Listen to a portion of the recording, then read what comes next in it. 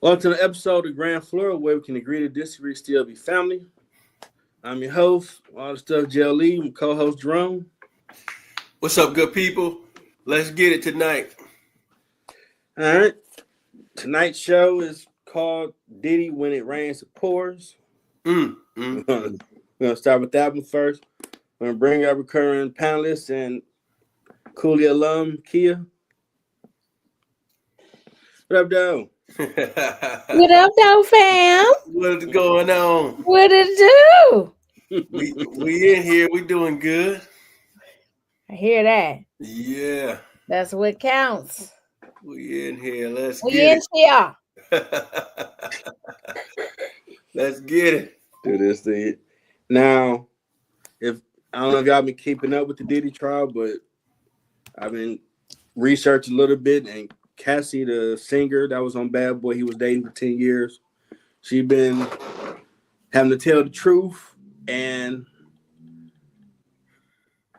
I saw some people talking about it earlier today, where when she first went to the prosecution, she said one thing, but then his defense brought up, like, wait a minute, you said all this in the transcript, but now you switching up with this. Which one is it?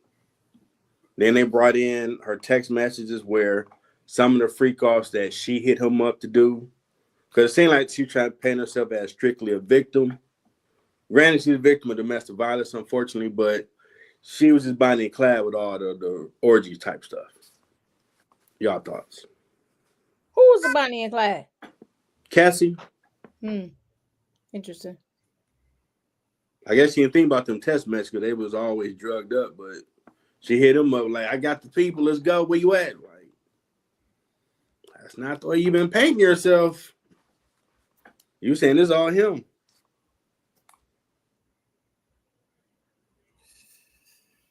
I don't know what to think of Jerome.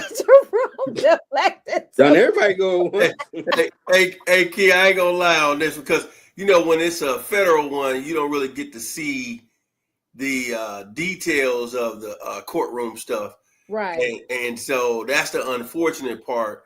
So we kind of at limbo on a lot of things, but with technology, you can't duck anything. I watch a lot of shows about crime, like First 48 and such, and these young Thundercats don't realize they can trace you all the way down to the phone being in that area. That's all they need. Oh, I wasn't there, but your phone was there, sir. How many people today let somebody have a phone? Like, they ain't say call somebody real quick. We talk about had a phone the whole time. So I think in this case, it's sad because once you start having drugs, alcohol, pills, it's a lot of things in there that you probably forgot. You probably didn't even realize you was doing at that time under the influence. That's why they say don't drink and drive. Don't drive under the influence. Sometimes you can't walk under the influence because you'll be doing and saying things you had no idea. I'll say this. I've been to a country, Colombia,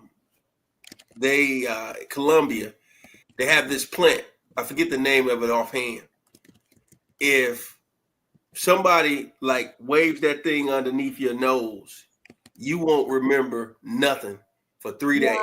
For 3 days? For 3 days. You when you come back around, you won't die or anything. But when you come back around, your wallet's gone, your money's gone. You done gave whoever your PIN number.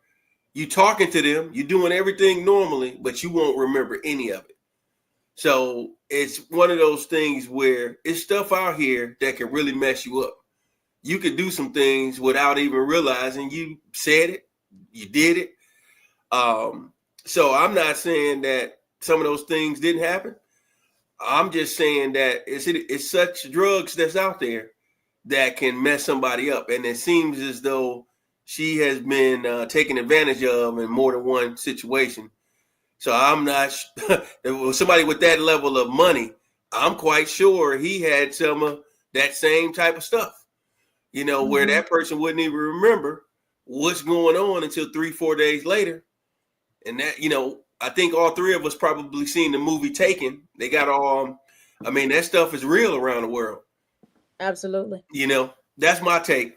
Yeah. So, the reason why it's hard to sometimes to grasp for words, especially with this situation, things are so sticky. And one of the things that always the whole purpose of your defense is to make the other person look bad, right? And so when you start talking about violence, right, domestic violence, sexual violence, sexual assault, all of these different things, there's so many dynamics that work in that situation, right? So we don't really even know the context, even though we might say, like, oh, based off the text message, it seems like she was the ringleader, but we often don't understand the psychological trauma that goes and psychological control that goes along with things. We only look at people's actions like, oh, you must have known, or you were the main one grooming. But if he said do this or else, and I truly fear for my life, that's what happens with a lot when we start talking about human trafficking and things like that, which is a part of human trafficking that we're talking about with this case as well. But when you start talking about human trafficking, people look at those who have come to a certain situation and they like, oh, they were the madam or they were grooming, but not understanding how they may have been groomed in the process and how they've grown up in that culture and what their mindset is. So we don't know if you was just happily doing that, if you were, like you were saying, you were under the influence, or you had whatever drugs you can't recollect, or if you just feared for your life. And so when I say go and get me somebody, that's exactly what I mean. And I dare you not to do it. And so the text message is, yeah, I got him and it's on, and she a fine one, she a cutie, or whatever the case may be, that might even seem enticing, right? Or seem like that they are a culprit in the situation as well. We don't know because we don't have the context. All we have is this is the text messages that they said and what they said that they're doing. So it's too much to try to say.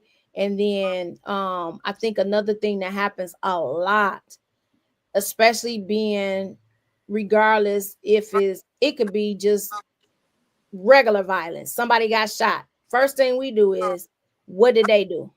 What did the person do? Right? And so we get so quick to victim blame. We got to be careful that we not on that line of being like, no, you was just freaky too. And then it got to a point. Well, guess what?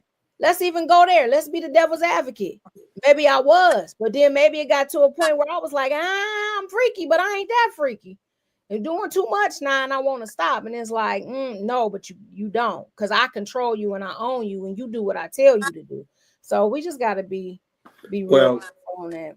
I ain't going to give her a total pass, because the more I've been hearing about how it started in the beginning, she had a good dude, but she was running for the fame and fortune. Diddy swooped in, started rocking with her. He put her up in the penthouse. You're going to do an album. So before all the violence and all that craziness started, she willfully went that direction. Probably expected to go down that left turn. Right.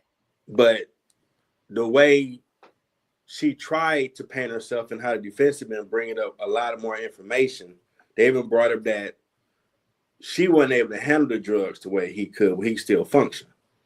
He was trying to get her help because it wasn't working for her. So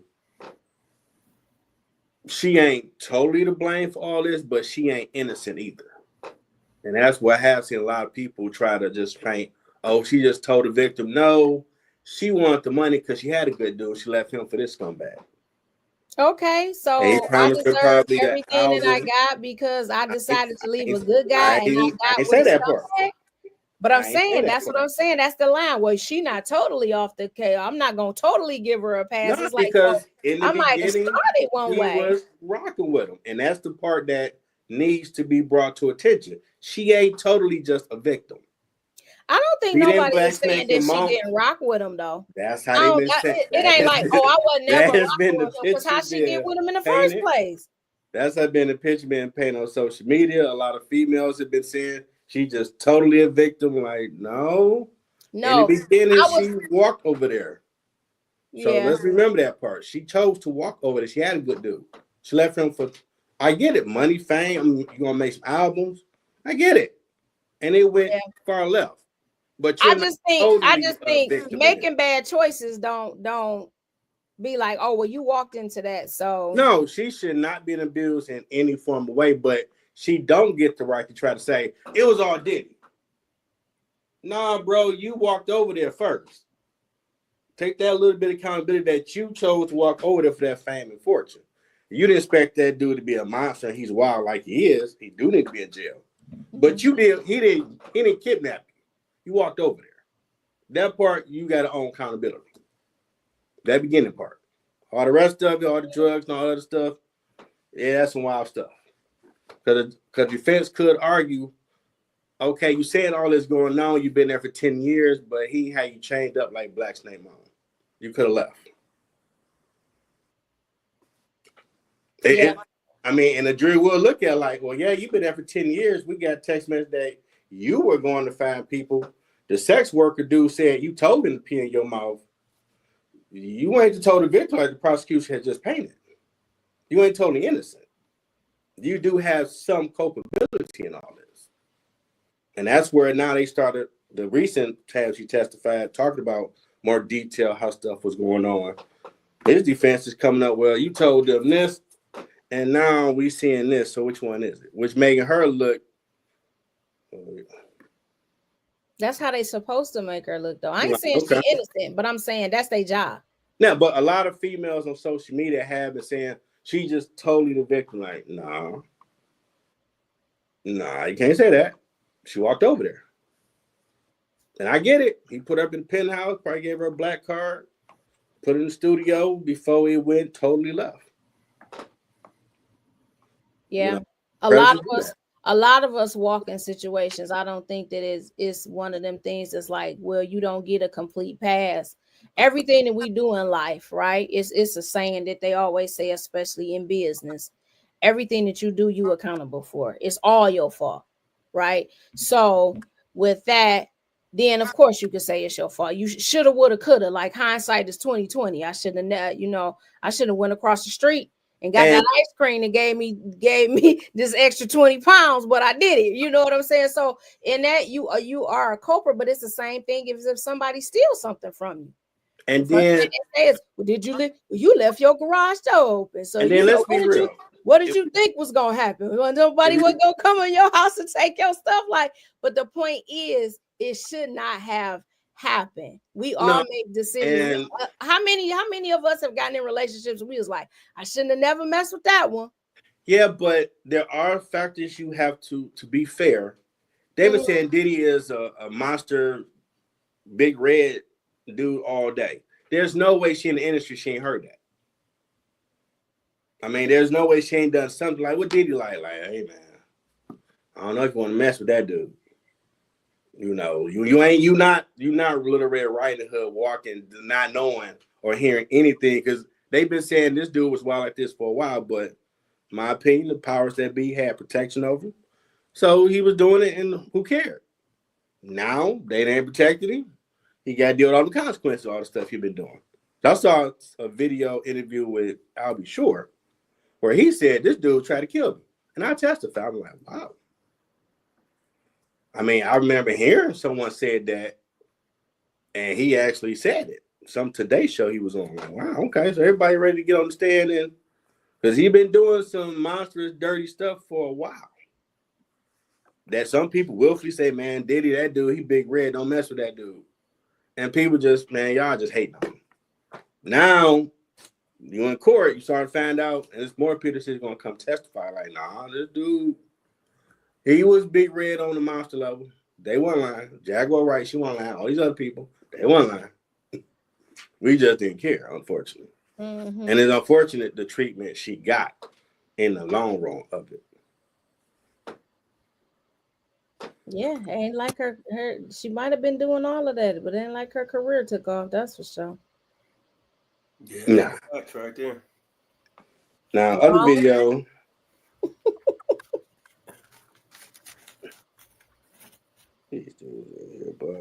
Other video was about the girl on a date where the guy said he wanted sex up front. She wasn't cool with it. If you watch it, I watched it again. She went to the bathroom. He paid for the food and left. Then she made her video like, well, I guess I ain't gonna do that again. I'm like, why did you go? did you read the text message that he sent her and her response? Do you remember what he texted her and then what her response was? I wasn't able to make that part out. No, I didn't get that Yeah, I part. was trying to make it out myself. I couldn't really. Maybe I should have screenshotted it to blow it up to try to get it, but I never did do that part. Mm-hmm. Yeah. Yeah. Yeah. I mean, what do y'all think about these people making all these videos about their dating situations in general? I don't know. I think some people do things for likes. You know, I know we share everything, but some of this stuff is just like, how many followers can I get? How many people are gonna like me for this situation? And to me, all I think that all of this stuff has been perpetuating is a division between all of us, right? Men do this, women do that. All women want is this. All men do is that, and that's all it's doing is creating division. That's what I see from it. And half the stuff is like, why did you post this? Like, what did you look to gain? It wasn't like, were you warning somebody about something? Mm-hmm. Was there a lesson that you learned that you're trying to teach somebody so that they can be aware and they won't do the same thing? I'm not really getting at it. It's just like, it's to create the land of opinions. They want somebody to agree with them. And then they get all of these comments, and and those is for you get 1,001 comments of people that like. And then you could go someplace else and hear the same thing. You get 1,001 comments of people that dislike. So it's starting to seem like people just want the attention and maybe trying to become an influencer or something. I don't know. Yeah, the thing, the day and time we in right now, we dealing with a lot of content creators, a lot of podcasters. Um, Social media has made it to where everybody has an opinion Mm-hmm. publicly, and you got a lot of people's opinion versus the facts versus the truth. You know, President Trump always say, fake news, fake news. So my thing is, and when we listening That's a to good these question. things, we have to be prepared for the fake news versus what's real. And my my thing is just basically when you go out here to date, sometimes we got to be real. If you out here dating, there's something called, they always used to say, women have a thing called intuition, blah, blah, blah, blah, blah. We all have red flags, and you have to pay attention to red flags. If you're talking to a dude and you seeing yellow, amber, like an Amber Alert, they got that out there for a reason. When you have like yellow, cautionary, then it gets to red, why go out on a date with that individual? They're showing you their hand. It's like, it doesn't really take a lot to realize that Mm-hmm. a snake is a snake. Hey, I can get bit. Yeah. I don't need to find out if venomous or not. I just know that's a snake and stay away. I just feel like, people just need to, for those, especially the young ladies today, that, they always, Mm-hmm. they'll say things like, I don't need a man. I don't need this. I don't do this. So like Khia was saying, it's a negative narrative being out there. And if you fall for the bait, you're going to get reeled into that. Uh-oh, she up out of here. You're going to get reeled into the bait switching, and you'll fall into all black men this, all black women that, and that's what you want to be a part of. So I always say don't fall for the bait. Date who you want to date, but all of that going, let something happen where you trying to give people awareness. Hey, ladies, look out for this. Hey, men, look out for this. They starting to do this. I just feel like safety tips is always good, but all of the male bash and female bash, and I'm not a fan of that. I just feel like it's life. You know, if me and Khia go on a date, there's no guarantee our date is gonna be great if I don't know her. She don't know nothing about me. I don't know nothing about her. She looking like this dude didn't open the doors. This, and this. Hey, thanks for your time, and we can part ways. She don't have to go getting on the internet. Hey, these dudes are here. Hey, this, and this. That was that one guy. You can't base that off of one guy for everybody. That's my take. Yeah, absolutely. And you know, I think when you were talking about they don't get a pass. I think a lot of times I can just, of course, you know, being a woman, I think sometimes we give too much of a I'm just gonna follow through with it and still see. Right? It's like if you hit the red flag in the beginning, it's okay to back out. You know, sometimes like she said, oh well, the vibe was off as soon as I texted him back and I said that this wasn't what's up, this wasn't what was gonna happen. Well, if you started feeling that way, why is it that we not following our intuition? We will say like, oh, you know what? Like, yeah, I know I'm feeling that. Well, should I go? Should I not go? Well, you know what? I'm not going to be like that. I'm going to go anyway. And you went and you had a horrible experience, but hours beforehand, you knew that you wasn't feeling it and it wasn't the right vibe. So you could have just sat there and saved your whole self this whole post, right? An argument if you had just followed your gut in the first place, right? And I just encourage us to actually listen to it, because I know I've been in a situation where I'm like, well, you know, don't be like that. Is it really what you thinking that it is? Go ahead, just follow through and just see. And then I was like, yeah, my fault, all on me, because I felt it in the first place and I should have known, right? And I shouldn't have just walked into it. So just be secure within yourself. And you know, when you see the red flags from the gate, like the red flag is a red flag for a reason. It can stop. Do not go. Do not collect $200, right? Just stop right where you at and find somebody else to go with, you know? So you can't make somebody be something that they not. And we have to stop trying to do that. Facts. Man, we need to start being real grown and real. This dude said he wanted to hit. From respecting him, this is my purpose from jump. From that point, before she responded that I ain't trying to do that off rip, you know what his intent is. He told you up front. He gave you an option. But then he lied. Yeah, some they do that too. But the fact that up front he did say, well, I want to do that. Now some dudes try to walk it back. See, can they go around the back door to get to what they want? That's what he did. But the fact that he flat out said the first thing is, hey, Maya Angelou said it. When they show you, believe him. He said he want to hit. I ain't with that. Why you going out with him? Yeah. You should look nicer. She like she broke what she can't pay for on meal. So you just want to smell. You really needed male companionship that badly because he told you up front we want it. You said you ain't with that.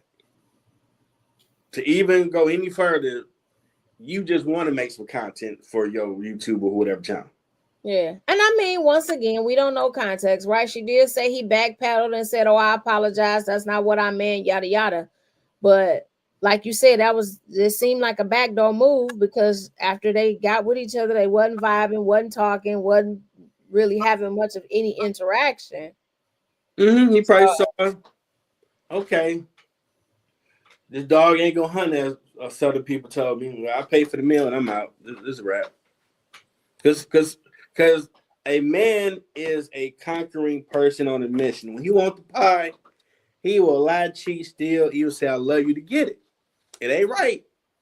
But if he just deem, I'm going to get that, hell or high water, he going to do whatever he got to do to get it. But once he saw, okay, this ain't none of this works. He ain't talking to me, ain't no conversation. I can't even find a backdoor ways where we can maybe let's go somewhere, play some cards, get a drink, and try to use that to get to it. Nope. I at least pay for the meal. I'm out of here. And then you had conversation with some female friends like, guys don't do that. Like, yeah, they do. Some females they do same similar stuff that a guy do. That's the dude she want. She'll do all the things that if he say he got a girl that he trying to get with, but she's like, no, I saw him first. When she come around, he might not be oblivious to it, but she gonna be doing stuff for a girl like me. I'm gonna snatch her hair off. You don't see the little subtle stuff she doing. He's like, what you talking about? You can see her brush up on you or go grab something. The table over there. Why she? Hey, I ain't like the over? way she touched your elbow, my dog. Like, You know what I'm saying? don't let her get that close no more. Like, I mean, this house is big as hell, and somehow she found a way to be in your preview and bend over and see all her ass. Every time she got one more time before I get on there. Dude don't know, like, man, what you talking about? She picked up something like, you don't see what I see because I'm a woman. And women told me this, like, we do subtle stuff like, okay, girl, one more time, furniture moving. And just like when dudes be around and people do, like, nah, that dude got one more time. He ain't your friend. Oh, we just had lunch today. Nah, stop having that lunch. He ain't your friend. Nah.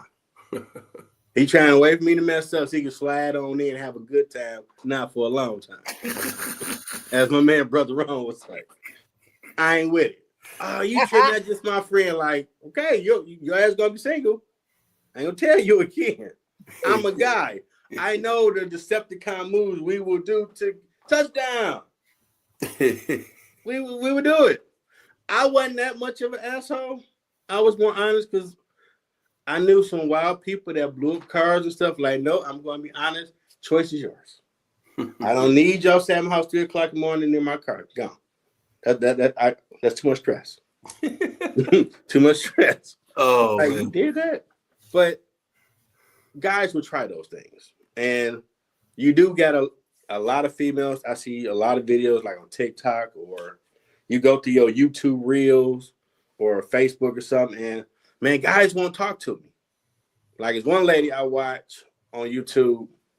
There's been a lot of mixers they would do for single people. And the comments coming from it, guys are not showing up. They're trying to figure out, well, why they not coming? And I'm like, okay, well, what type of women was there? Because a lot of dudes are a little traditional. And they don't want the party all the time female. Or she might not be, but that might be how she's dressed. And that's how it's perceived from some men's perspective. They don't want that. You know. But that was that one. Now, I did send y'all the one about Kitty from when she was on tonight's conversation, where the married lady asks, how do she get her husband to be on board with her keeping her side dude? Oh, yeah. I remember that one. Now, to be fair, we don't know if they have put it there to say that to get the conversation going. That's possible. But if that's truly a story, that's wild. That's wow. See, the problem is we living in a day and time where if you thinking of it, you could just go ahead and say it. You know, you thinking of it, you can just go ahead and say it, because it's just that type of world right now. You know, you got social media, you got all these different outlets, and people out here doing it all the time. Whether it's right or wrong, people doing it. You know, people coming to the table with a lot of different things, you know, and you see it all the time, whether you're listening to the podcast or you're watching it. See, in my line of profession, I do a lot of driving. So I listen to a lot of podcasts as I'm driving. I'm listening and I'm hearing all of these different things, and I'm just like, this can't be. I'm like you just said, Jeff. I'm like, this can't be real. But somebody, that stuff is real, you know. You got some people out here who really live in these double lives, and I think that's probably why the dating game is so messed up today. Because I hear, you know how you just walk into a room and it's just you didn't have to ask for any questions. People just give it to you freely. Mm-hmm. Like you just overhear conversations about all of the bad stuff that's going on, all the good and all the indifferent. And some of the things you hear about is all of the wildness that's out here. You know, like, hey, this happened. So you have people who single now. We ain't even talking about married. Single, and you talking about side dude and this. And I'm like, why don't you just say, hey, let's have an open relationship? You know, this is like, it's kind of like I just don't understand, why people make things harder when, because you just got to make it your life a lot easier to just be honest with that young lady and say, hey, are you this? Because I keep telling y'all, when I first moved to Atlanta, these successful Black women here did not hesitate to say, hey, you ain't no down low, are you? Because I don't have time for that. They had no time they didn't hesitate to ask you that question. And that was something I used to look at. I'm like, they just fired from the hip. And I would always fire back with the same response. Oh, I can show you I ain't that way. We can go right now. They ain't got nothing to do with me. You know what I'm saying? I don't have nothing to go right here. That's what you wait a minute. I ain't got time. Back. And the crazy thing is, I'm talking about all lines of work. I'm talking about women who was, women of God, successful, 9 to 5 or their own career, but they had to ask you that question because there's so much of that here. And I respected it, but at first I'm kind of looking like, what? Like, what is going on? But it's just, man, I'm just telling you, it's one of those things where we living in a day and time where having these questions, nothing shocks me anymore. I just listen and be like, wow, here we are. What's your take? Man, I thought it was wild because listen, when you first watch the clip, he's like, oh, she's like, I've been married for 15 years. My man's like, oh, congratulations. And she just broke out. But I had a side piece relationship for the past. Like, wait a minute, what? We trying to congratulate you on your marriage, and then you come but Kitty being very strong in those vows, right? She read her up one side and down the other, and I think that's the whole thing. Like what you were saying is so true. If these are the things that you want, state it ahead of time, right? And don't allow people to be in relationships that they know nothing about. Okay. Like, I think I'm in a committed, monogamous relationship. You got me sharing you, and I don't even know it. Right. And then not to mention everything from the other person and how they might be feeling. Like, do they know they the side piece? Are they thinking that they eventually about to be your main? I don't know. I just think people play too many games, and I'm like, you wrong. Like, just keep it a buck from the gate, and stop changing the rules of the game after we done already got in it. That's the whole thing. Being on the receiving end of that is not fun. You thinking you in a committed relationship, y'all good, your stuff is going places. I can only imagine a marriage, right? And then you turn around and, oh, by the way, I got all of these people over here, or I got another person, other person over there, or I decide, like, I don't know, what's this, the swingers parties and everything they going to, basically you just going to big orgies, like, let's go to that now. Like, where did all this stuff come from? Yeah. Now I got to rethink my whole relationship and now my whole future if it doesn't align with what I want to do. So I keep telling people, you got to quit playing with people's mind. Quit playing with people's heart. Yeah, you're gonna end up on the losing end. You right about that. Yeah. And some people that are married doing that type of stuff, they have two phones. Oh, this is my work phone. No, that's your whole phone. That's all that is. And you better make sure your spouse don't ever ring. What is this? Who is Peaches? And you answer the phone like, you over there and hot and ready. Who are you? Like, oh, okay. Click. we're gonna have a conversation.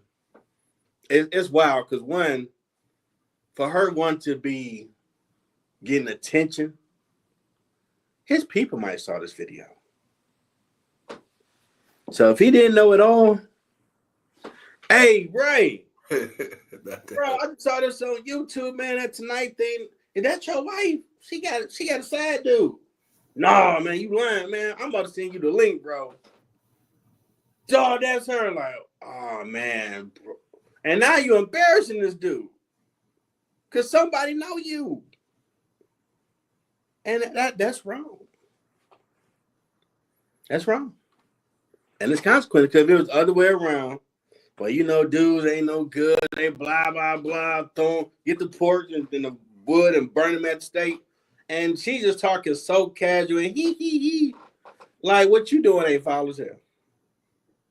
And you actually letting the world know how foul you are. Like wow, the stone's on you, man. To let them know this. People out here, wow.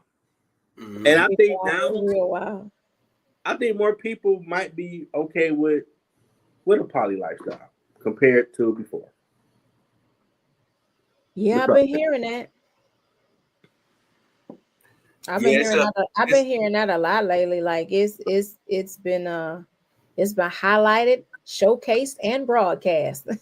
That's the life that people are choosing to live. But like Rome was saying, we at a time right now in a season where everything goes. Mm-hmm. Videos. Yeah, and that's our man. Like, did she just say that's our man? We need to pick our days, girl, but we sharing him. And they'd be like, okay, wow, right? That's Okay. Yeah, and so it's becoming real wild. And if we speak up or say anything about it, especially, it's always when you cast in judgment. But what happens to accountability, right? And so we have a responsibility, those of us who are followers of God, who are followers of Christ, to hold people accountable. But so many times people, just say that that's just being judgmental. You judging somebody, and as long as I'm not hurting nobody, then it's okay. But you just got to be careful with these lifestyles and understand you got to be accountable, right? And you do have a master to answer to, and the Father ain't happy with none of this. So you definitely, you gotta do that for yourself. And I know that you ain't got to answer to me. I ain't nobody to answer to. ain't trying to be, but at the same time, if I know and I haven't at least said, well, you got to think about your salvation, and that's not right. Just like if I'm doing something, I'm expecting Jerome to call me out. Sis, check yourself. That ain't for you. That ain't for the right thing. I expect that, right? Because I want I have to be accountable. And I know we got to be accountable only to God, but we do have to stop us from stumbling.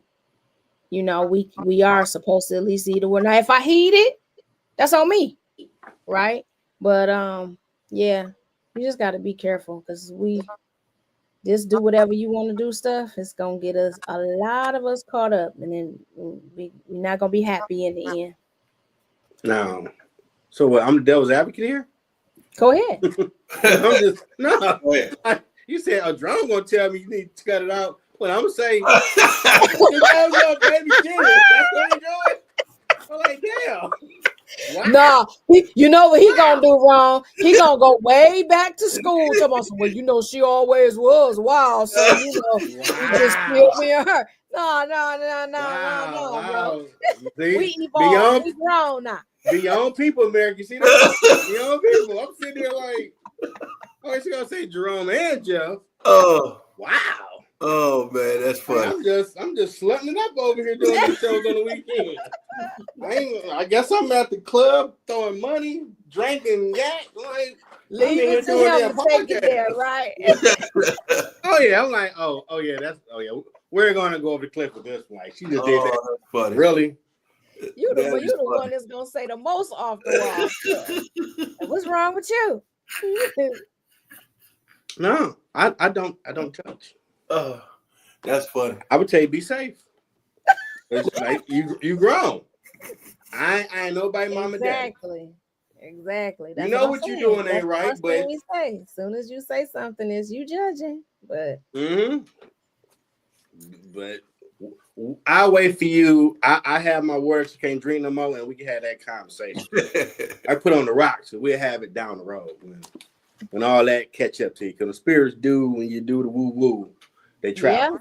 Yeah. And your house might be peaceful, but that person you didn't know. We grown. What's the woo? Well, y'all fucking okay. We grown.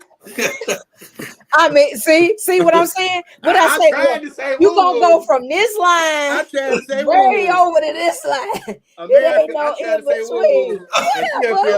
Hey, we grown, Jeff. Hey, we grown to be talking. Okay. Hey, hold on. We talk about dates. Sonjia here that came from a hot date or something, right?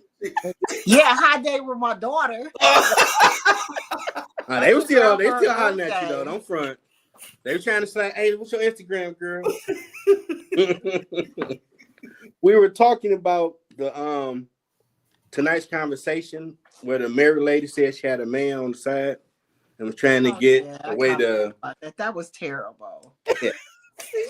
This came in with it. So he was like proud about it. I was like, so the part you came in on, Khia was saying something very eloquently spoken about how you should do the right things and all, and my boy Jerome would probably check me if I'm out here wilding, and didn't say your other boy Jeff. Like I'm just, get it, girl. So I had to mess with her. Like you walked in on. I'm up to date now. He felt I'm a musician. I ain't got no musician. He just felt a little left out. Oh no, the nasty just had like Jerome. Wow. Okay. That's what we doing. Now the other one I sent you guys was Jess Hilarious, comedian from Breakfast Club, talked about her experience at a comedy club here in Michigan, Detroit, and how they didn't treat her properly. She set a price of $40 for tickets, and they went up to $90 so they could pocket the other $50.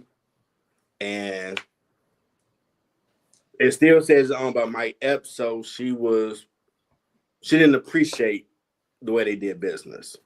So they were paying her the $40, but she said that they charged $90. Yeah, they agreed in the contract. Her tickets were $40, but they switched it to $90 so they could pocket the other $50.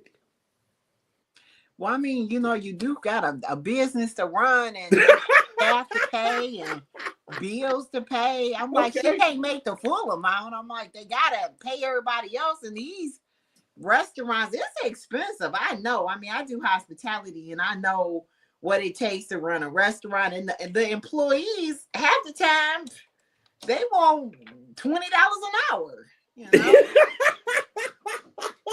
I don't know what makes them want that amount, but they do. Oh man, the way you said that's hilarious. I love it. Anybody else? Something you left out, Jeff. I did notice when she was doing the talks on that video, Jess was saying also that $40 went towards people doing the backstage or wherever photos. Okay. Yeah, and so she was wondering why people were getting upset and what was really going on. And that's when she found out, like, hey, you're not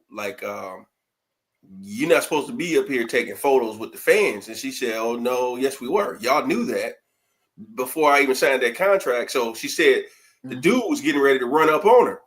And she said her husband stopped Buddy, like, hey, this is my wife. No, she going to take the photos with these fans.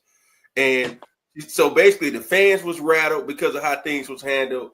She had to hold her in. So they took all the photos with the people who paid for that. And then that's how they found out people was trying to pocket that extra $50 because she was wondering why her tickets didn't sell out. And that was the reason. And then she said it was it was a comedian she named, but they never said the last name. Oh, they told her Damon Wayans was gonna be there.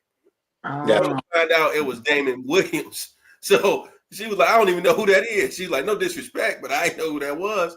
So she said that right there, it was just a lot of false advertising. And it just looked bad on the black-owned businesses because you have people, there's enough people out here trying to take advantage of you. You definitely don't want your own people trying to take advantage of you. That's the last thing that you want to deal with. So that was the angle I was going to come at it. It's kind of like, because, Jess is from Baltimore. She from B-More. She definitely a real one. You know what I'm saying? She I remember one time she came to Detroit and it was some girls on there talking about, you ain't coming up here to the D and doing this. She was like, hey, I want y'all to talk that same way when I get up there. I ain't going to not come. I'm going to be right there. She thought, and she showed up. She from B-More. She ain't about to duck no action if you either going to show up or you going to just be talking. She showed up, did her show, and kept it moving. So that's the way I look at it. Yeah. Well, I do know the owners of Mike Epps' place, and they deal on the up and up. So I think it's two sides to every story. So we would definitely all want to know, what's the details. But a business is a business, and a business is what has to be run. I mean, we can all see that these tariffs are changing the prices of, food and liquor and staff. So those are some other things that need to be taken into account as well. And I'm pretty sure they provided her with a contract. So yeah. And that's the whole thing. I think that that she was talking about, the fact that she was provided a contract. She was initially met by one person who said that they was the manager of everything, and then somebody else stated that they was actually the manager. Things that was in the contract was stated, oh no, it wasn't in the contract, and it was. So hey, that was her experience. There were some other people who came forward that said that they had some similar experiences. So, you never know. I know the thing that everyone was talking about was she right in going on the radio show blasting them, or should she had talked to them? Because with the Breakfast, was it the Breakfast Club? Yeah, Breakfast Club. Yeah, with the Breakfast Club, or should she had just handle that in-house first behind closed doors? So, people's experience and how they view it, how they felt that they were dealt with, right, is how they perceive it, regardless if somebody else felt that they did something right or wrong or not. How we handle our clients and our customers is very important. Reviews are very important. Yes, you are in business. Yes, everything is going up, but it's not what you do, it's how you do it. And if you don't do it where everybody feels heard, then sometimes that's the repercussions and everything that you get. So we gotta tread carefully. But then also, we also need to understand, like, number one, I don't think that we should blast each other in terms of Black businesses. It's always this dichotomy, right? It's like, give Black businesses a break. You know how it is. It's hard out here. You should give somebody a chance. You get a counterparts a chance, but then it's also trying to put that same Black business on a pedestal. Can we just be real across the board? Like, why does it have to be to one extreme once again or another? Right? It's just, is the business doing their part? Are they suitable? Are they treating people appropriately? Are they managing everything ethically? That's what's important, and judge them as such. And if it's not, and you are a manager, address your client, address your customer. Don't treat people unfairly. Don't treat people how you wouldn't want to be treated. And then us as consumers, like from a business owner, now from a consumer standpoint, don't expect more out of this business than you would another. Expect the same treatment across the board. If you're going to give one person a pass and you're going to go to the next, right? Don't, because you have some people, you hear it all the time. That's why I don't deal with Black people. That's why I don't want to go to no Black business. That's why. It's like, stop that too, right? If you're gonna give any other business a chance, give ours a chance too. Don't put us on no pedestal, but don't degrade us at the same time. Just be a consumer, and be a great business owner. And each one treat the next with respect. I would say she was wrong because Breakfast Club probably have over 1 million plus listeners, viewers, whatever, and you talking like that, which ain't good. You should have dealt with them and kept it moving, you know. And second, if you are a black business out there, first class treatment is what customer service should be. Yep. 24 hours, 365, period. That's be your standard. Because that's what people are going to remember, and that's what they're going to, with the world being as small as social media, that's what they're going to tweet about or talk about or post about. So if you got some people that are not your best employees, have them doing something where they're not seen. And make sure your best employees are the ones greeting your customers. That first impression matters. No, you don't matter if you fix it. Like, man, I went there, it was trash. I ain't going back. And you may have fixed all the things and it's A1 from that point, but that person, they have a network, people they engage. And them people like, oh, I can't be Detroit. Rico's, don't go over there. Because old boy told me a while back they was trash. And this years later. But they still remember what they put out there. So make sure your first impression is your best for customer service. Absolutely. Good point. They might not remember what you say. They'll remember very little of what you do, but they will never forget how you make them feel. 100%. All right. The last story. Jerome sent me a father talking to his son. I don't know if he was sending him off to school or to be with his mom. He's very emotional. And well, let's take away Jerome. Yeah, from what I gathered, you can hear the people coming over the intercom. So it seemed like they was at somebody's airport, whichever city. From the gist of the video that I gathered, it looked as though the young man had been staying with the father for X amount of years. In the video, I'm gonna say the young man's probably anywhere between 14 to 16. With the height and his size. But he's telling the young man, please, he's pleading with him, please treat women with respect and treat your mother with respect. But I've done all I can do. So what that let me know is the parents either no longer together if they were married, or they never were married and they live in two different cities. And so maybe what I was telling Jeff earlier, maybe the mother had custody of him up to a certain point, let's say 7, 8 years old, and maybe she felt, hey, you need to be with your dad. Maybe I'm not doing things the right way. She probably sent him on with the dad, but the dad basically saying, for lack of better words, you need to go be with your mom. I've done all I can do. And he said to him, crying in real tears. That's how I knew it wasn't a skit. Real tears. And you can tell the dude looked like one of the guys who used to be a street guy. And he said, he said, I don't want you to be behind bars. I don't want to see you behind the glass. You know, so basically like stop what you out here doing on all this foolishness and get yourself together. And I was explaining to Jeff, I said, the reason I came up with that, me being the father, I didn't see me and had that conversation with that young man, because some, not all, young boys go to a point where they get to 13, 14, 15 and think they can smell themselves and be ready to go toe-to-toe with the father. And usually you don't see that when it's mother and father in the same home. It's usually when they're in separate homes where you don't have that level of respect, number one. Number two, that level of fear. Like, hey, I might be bigger than my dad, but I ain't gonna step to him in that matter. You know what I'm saying? But I have seen that happen whenever the mother and the father been in separate homes.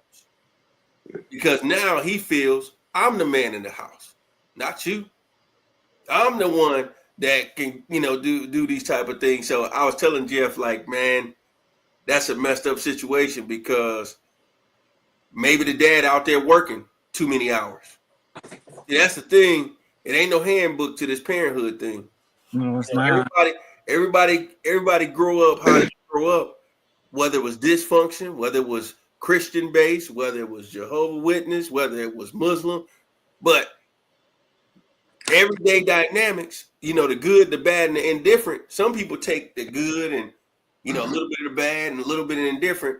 But at the end of the day, for those who have kids, see, I have two, they have different personalities. You got to know the different personalities. Like my daughter, if I yell at her, she's broken. She's done. The moment I yell at her, she's done. She's about to be in tears. She can't even function anymore. And so I can't parent like how our parents did in their day. I got to talk to her on her level. So yesterday I sent her a video. It was just a video on Instagram talking about pray for your daughter. And the person was saying the words. And I asked her, I said, hey, what you think about the video I sent you? She said, actually, I like when it said, you know, if you think that you're alone, you know, God this. And I just was like, I was sitting there like, I know how to talk to her through the little social media where she catch up. Because they always say information can be taught, but revelation has to be caught. So I do those type of things. Whereas my son, he's a boy. You know, he'll do some stuff where he'll test his mom. She'll say, hey, don't jump, don't do this. I hear him down there, still doing it. Still running around doing it. Next thing you know, you hear that blam. He crying. I'm like, she just told the dude, chill. He ain't listen. I'm like, don't say nothing to him. Let me talk to him. Come up here. Soon as I look at him, he knows. You knew what to do. You chose to do your own thing. I'm like, why you didn't listen? And he just busts out crying. I'm like, you got to start listening. We telling you to stop doing stuff for a reason so you can prevent this from happening and everything. So young men, it's all about having that level of respect, that level of leadership there. And they almost got to be guided when they start to sway a little bit on certain things, because the boys are going to do some stuff that will test you. It don't always have to be the streets. It's just little things like, hey, didn't I tell you don't eat those chips? I told you not to eat those chips. You still went down and got those chips. So in the Bible, it's called the rod of correction. I got something called the rock. And neither one of them want the rock, because I got that rod of correction. And they know what that is, you know. But now they gotten to a point to where I could just say, go to the corner, you know what I'm saying? Like my daughter, not so much. I just do her a little differently. Take the phone, do things like that. The phone is everything to these kids. Now, phone and tablet, you take that, you might as well just say Jesus on his way back in 2 minutes. They think it's over. They think it's over with. It's over. Like, wait a minute. You say I can get it back tomorrow, right? Like, no. 7 more days. And that's it. Good. So one day is bad enough. I remember one time my daughter got talking reckless. And I said, I ain't going to go back and forth with her. I said, hand over the phone. Oh, wait, but what? But ain't no buts. Took that phone. Every day you can just see her hurting like that. So you got to hit him where it hurts, you know. Mm-hmm. That rod of correction, that rock, you know how the ladies like the rock, you know, his build. I got the rock right on down there, and the rock, whichever way I'm swinging that week and how I feel. It might be rock hard taking that phone. It might be take that tablet too. It might be a lot of things. Oh, I thought I was going to so and so party. You thought, but no, you ain't going to that either. So yeah, you know what, they gonna test you. You just got to be ready for that day. And when that time comes, it can go one or two ways. It might go to a physical thing in some cases. In this case, my man was trying to prevent that, so he sending the young man to the mom wherever she is. Oh, let me plug my computer up before it cut off on y'all. Y'all can go next. Mm-hmm. Yeah, it was just basically talking about I've done all I can do. I think that was the part right there. And you know, once again, we don't know the full context of what happened. I didn't know if he was going away to school, like you said, going back to his mom, but it was just basically like, everything that I've taught you, just remember, always respect your mom, respect yourself, stay out of trouble. Don't have me coming up here trying to get you out of jail. Like, that'd just break my heart, right? And it was like the final lessons that I can give you before you go. And one thing he told him was like, we'll always be good, but just make sure that you respect your mom. So I think it was I think it was one of them hard conversations. I don't want to let you go, but I gotta let you go at the same time, right? And then just seeing that demonstration of love and that vulnerability. Like to be in that public place, you having that conversation and you in tears. A lot of people wouldn't have done that. Especially there's not a lot of men that I know that would have done that either, right? And so I just think that it was a demonstration, a great demonstration of love and a father's love for his son. Excellent point. And I think the love of a father for his son is important. And I think that it's important that, women, I raised a daughter. I have a stepson. I didn't, raise him alone. But I think that it's important for a son to see good interaction between the mother and the father, or two parents working together. My mother was very encouraging to my brother and very supportive of the relationship that my brother and my father had. And I think that, hey, we all know sometimes in the Black community, the relationship between the son and the father is not always as strong or as strong as we would like for it to be. But I think that it is very important. So, I think that it was good for that father to have that open conversation on social media to share, so we can, have conversations like that or talk about things like that. So I think that was a good thing. When Jerome had told me about it from that perspective, I looked at it, if it was him sending him to the mom, as a father, you have to be that foundational source for that son to know where the line is, because the world not going to deal with your child. You got some parents out here, unfortunately, where they might tell their kid 3 times something, and they're trained. They're going to stop after hearing it 3 times. The teacher ain't going to say it 3 times. Some dude on the street you might offend ain't going to do it 3 times. The police ain't going to say something 3 times. They're going to expect you to comply after the first time. And from there, they're going to think you're trying to screw them up, or you're trying to be tough, or whatever their perception of what you're doing is. So as a dad, hopefully, fathers really understand you have to instill those lessons in him so he do know there is a line in the sand. Because being a man in this world is tough.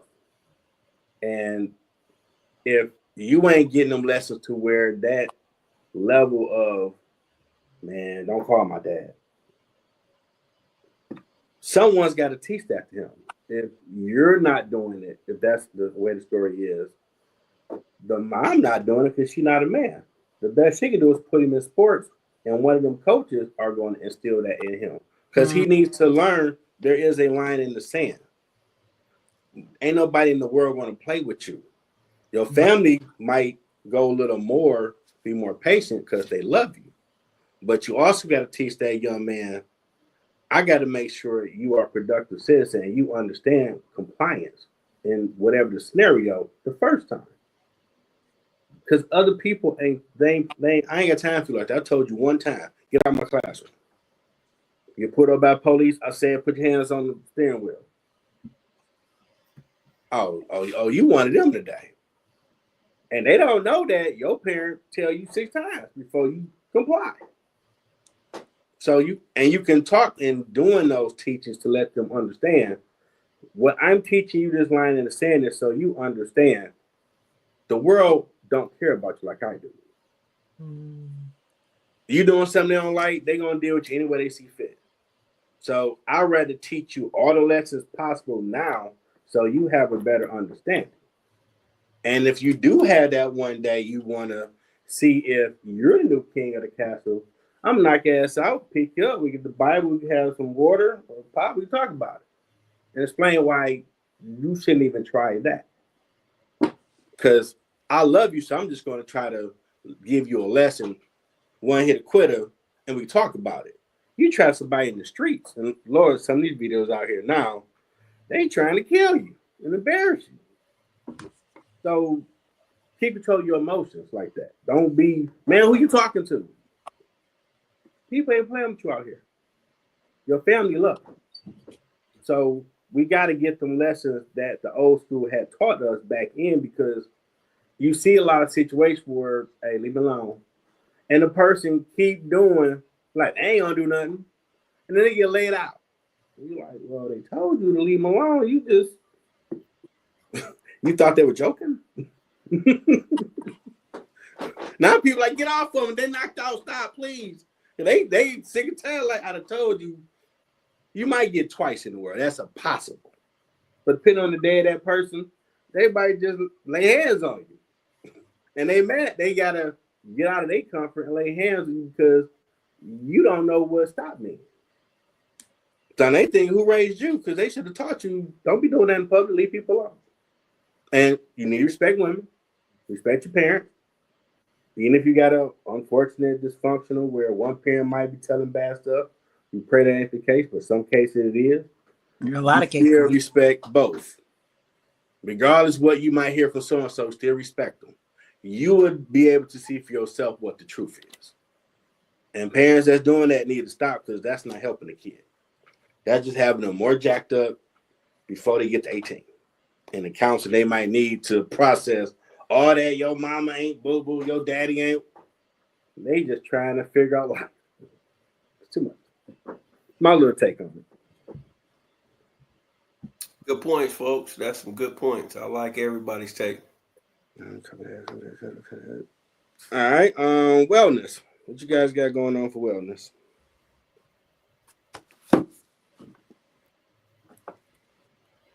Don't all speak at once.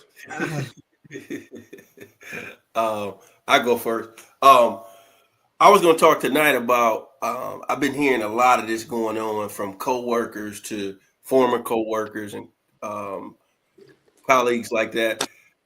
Fellas, definitely take care of your prostate health. They got plenty of supplements out there that you can take naturally. Just Google it. I can't sit up here and promote anything or tell you what to take. But what I would say is just Google it, and you'll see the things that they're recommending.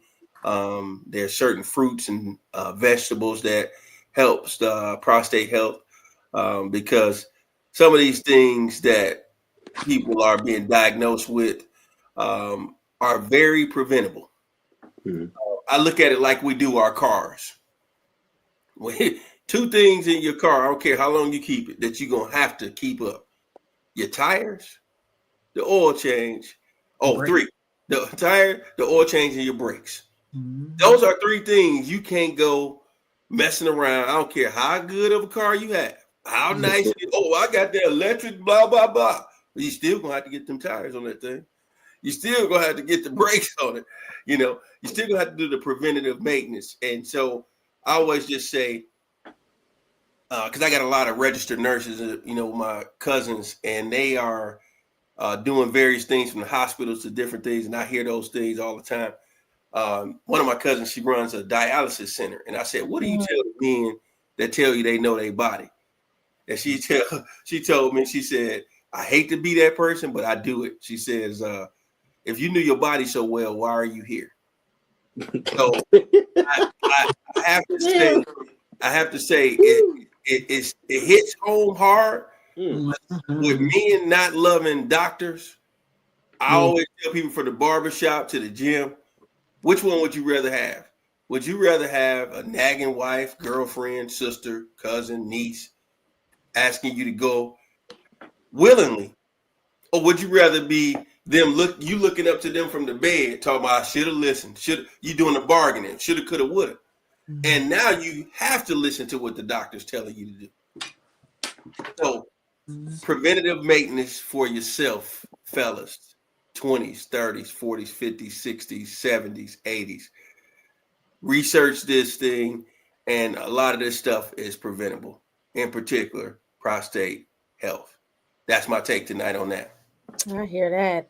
One of the things that I've been looking at is It's being intentional, right? So just making the best decisions in the moment, right? Because like you said, everything leads up to.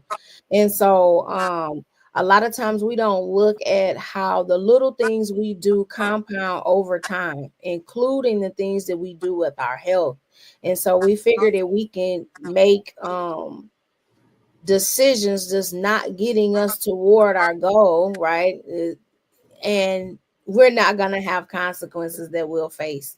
And so that's the one thing. So being really intentional about the things that I do, because another thing that I'm seeing is from my lifestyle and how I choose in terms of my nutrition and everything like that. Like, I get that I have to be a living, walking testimony to what it is that I believe.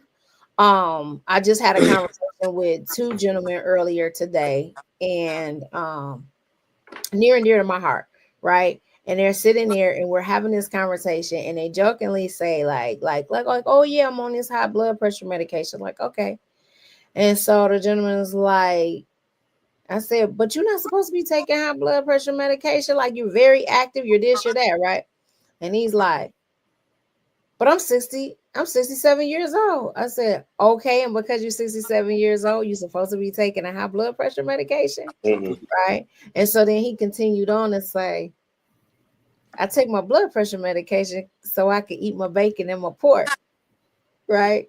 And so, we laugh, but at the same time, I said, so you would rather take this pill just so you can continue to eat things that's causing you to have high blood pressure when you shouldn't have the high blood pressure at all.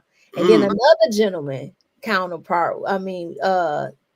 with, yeah, it's so I can eat, it's so I can keep eating my bacon and my pork, because I'm not gonna give up my bacon and my pork. And so we're like, you would rather take this pill that has all types of side effects. You would rather continue to put your life at jeopardy just so you can continue to eat the things that are making you ill in the first place, right?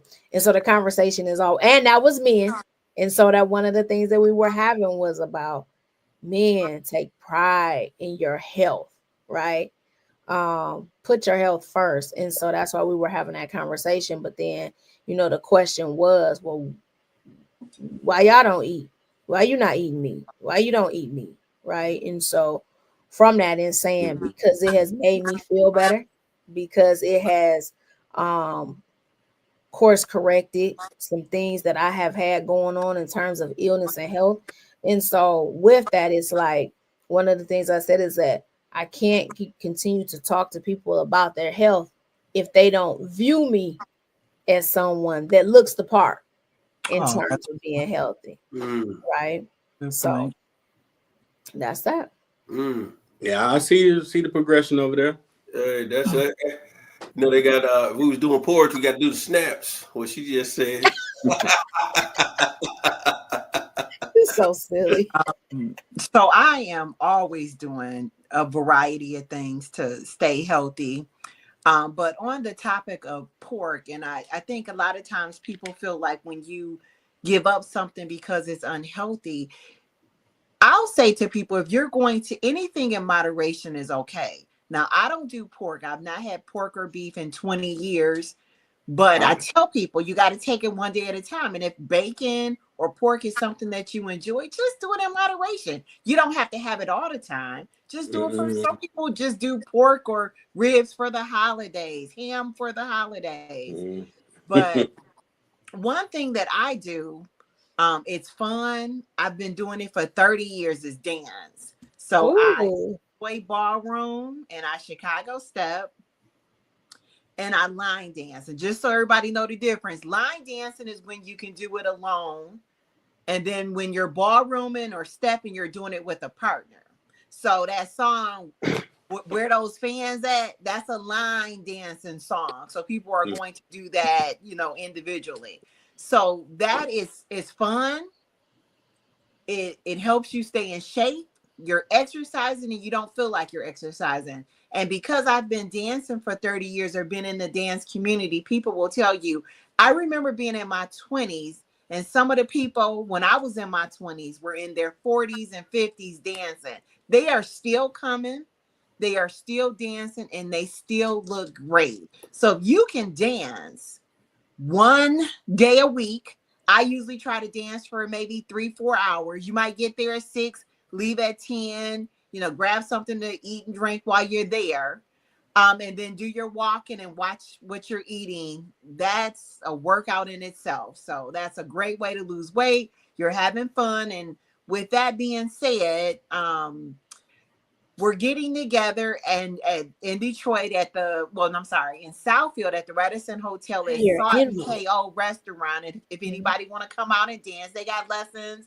They'll show you how to ballroom, how to step, and how to line dance. And it starts at 6 o'clock. What day of the week? So that's every Monday. So I'm bringing my spin group. We're going there this Monday, and then I want to kind of get a feel for it. And then we are, looking to try to do that every Monday. But that venue or that particular person that gives the events bill, they're usually there every Monday. Okay. Good stuff. For me, the world. So I know we got like 7 countries. Appreciate y'all tuning in. Willpower. Still get my car stuff together. My homeboy took me grocery shopping, and I was at Meyer, and them Meyer barbecue chips was talking to your boy, Jeff. Come here, man. My Dumbo went over there. What's up? Where you been? Like, I don't slut no more with the junk food, man. I'm good. Man, just put me in hand, man. We used to be boys. I grabbed the chips, looking to like, damn, it ain't got that much sugar in it. Nope. No. Sour cream on the second row. No. Put it back. Walk away. So, willpower, people. It is a powerful thing. Walk away.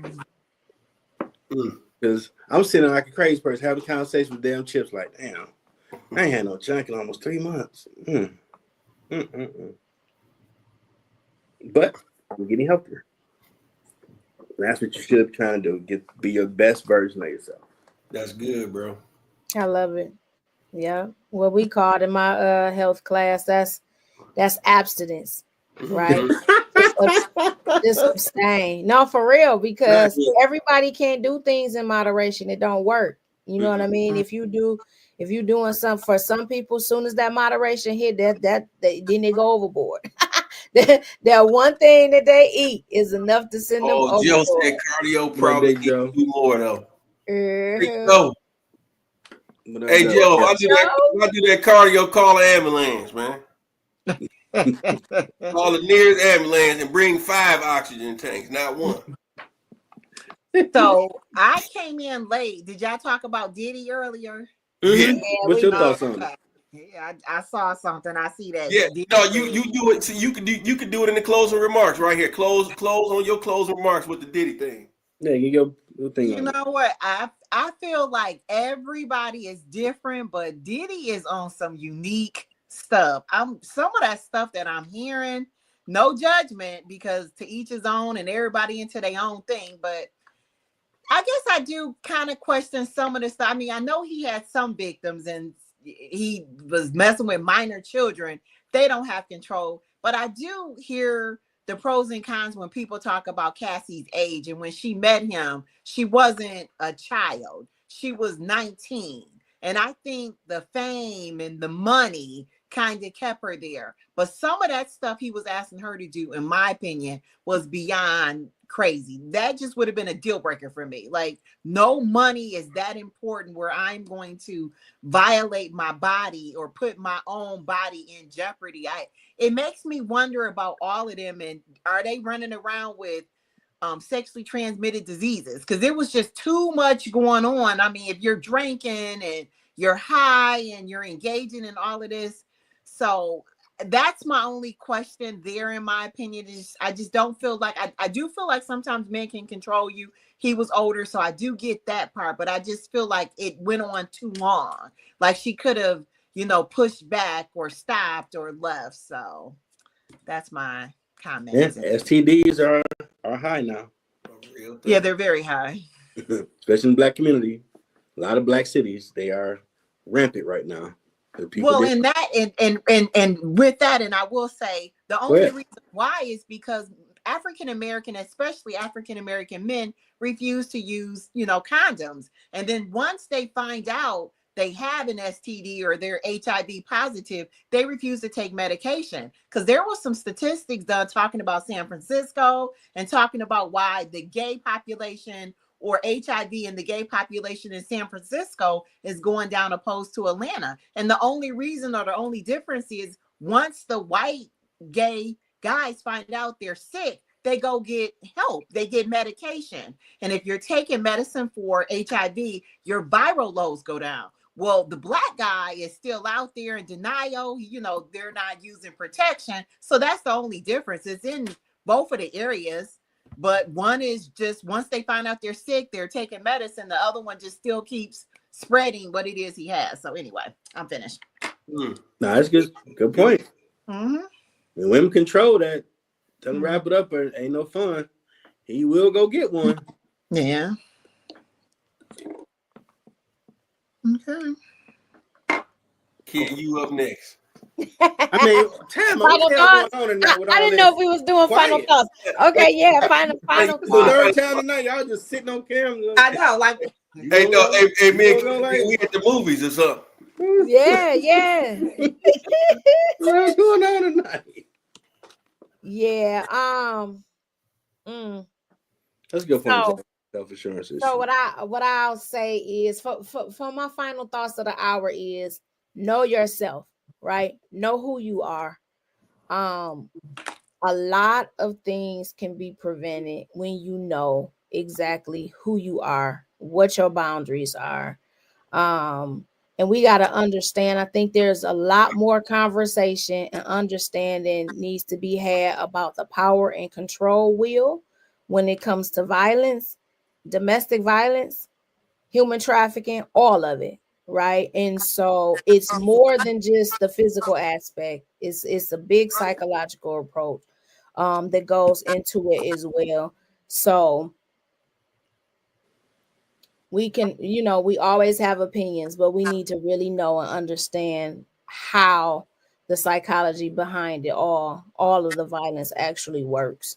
So know yourself, know who you are, get grounded, and don't suffer in silence. If there is something that you feel is going on that you are uncomfortable with, that you cannot handle on your own, seek help regardless of, so that's what I say. And be good to each other. That's good. I would say, on the whole dating thing, it all comes down to know your self-worth, male or female, when you out here. And when you start dating somebody new, if y'all gonna have an open relationship or be monogamous, make sure that you all get tested regularly. Oh, that's true. Because the thing about I was tested last year. That was last year. We already in May. And what we're talking about, maybe last June, last July. Whenever I date a young lady, that's the first thing, and I'm talking about from the male's perspective.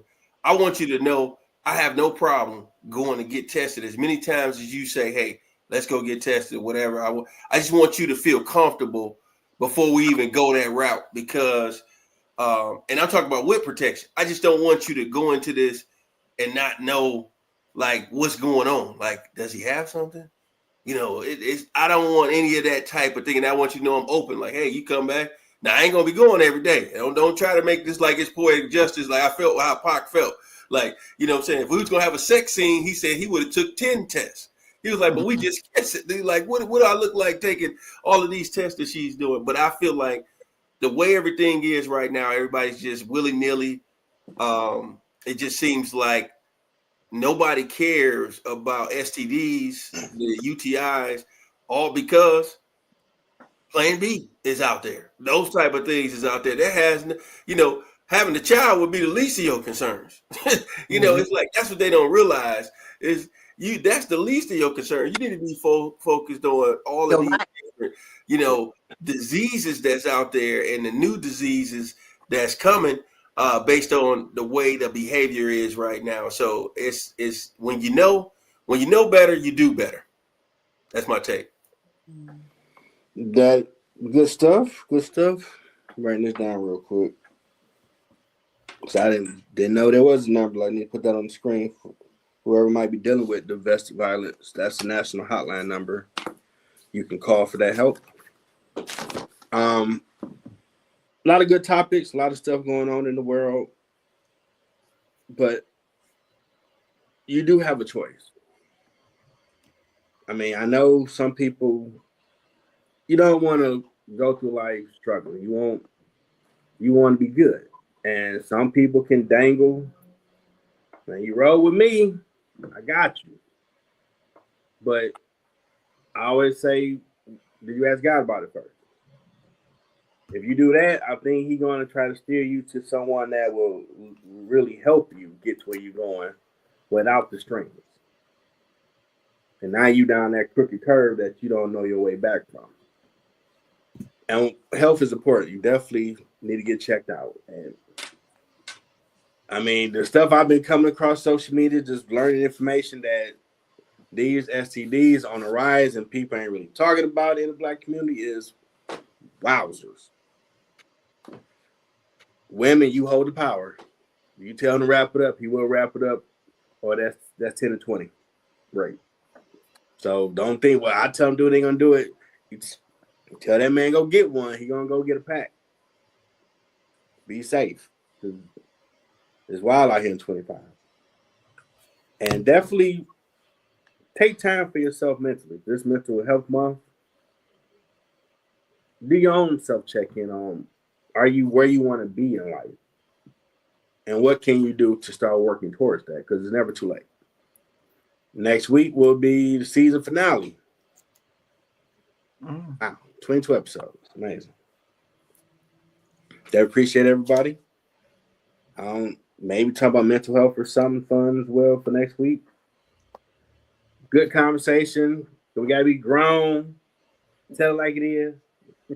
Jeff, I'm sorry. You Go said, ahead. The woman can ask the man to go get the condoms. The woman can also go get her own condoms. She That's can bring true, her too. own condoms to the party. You're right. You're right. Protect yourself. So I just want to share that, ladies. No, you're right. You go get your own condoms. Hey, when we came up in the 90s and early 2000s, people I rode with, I'm about to go see my boy. What? Man, I got him in the bag, Jeff. Like, okay, girl, do your thing. Be safe. Yeah, okay. Now this new generation, they'll let you walk in the store and what's that? You see what it say. Grab one. Don't act like you ain't heard of it. Or, well, I break out. They got all flavors. They got something they ain't gonna break you out. Men and women. So come on with your next excuse on why you don't want to wear it. unless you want them 9 months later problem that hey. That's next level grown. So go ahead with that if you choose. Put that up on the screen. Okay. Oh, I did. My bad. Next week gonna be fire. Hey, I was telling Jeff he need to reach out to y'all and get some things the ladies want to talk about, because I just feel like in the times we in right now, it's a lot of stuff that ladies want to hear the male perspective, because you may not have those brothers or uncles around at this point to really put that out there. But I think it's that next week would be the time to bring up any topics that y'all might have in mind that we can touch, especially since it's the finale. Go ahead and close out with a bang, just like the fireworks coming up. Let's end with some fireworks. I'm with it. Let's do it. Yeah, but I need to reach out to you. I'm gonna have to get your number from Jeff. Okay, that's fine. Yeah, if y'all have an idea or topic, let me know. We'll talk about it. Y'all are part of the show. I ain't gotta do all the work. You know. Y'all have a great night. Y'all be safe. Okay, bye bye.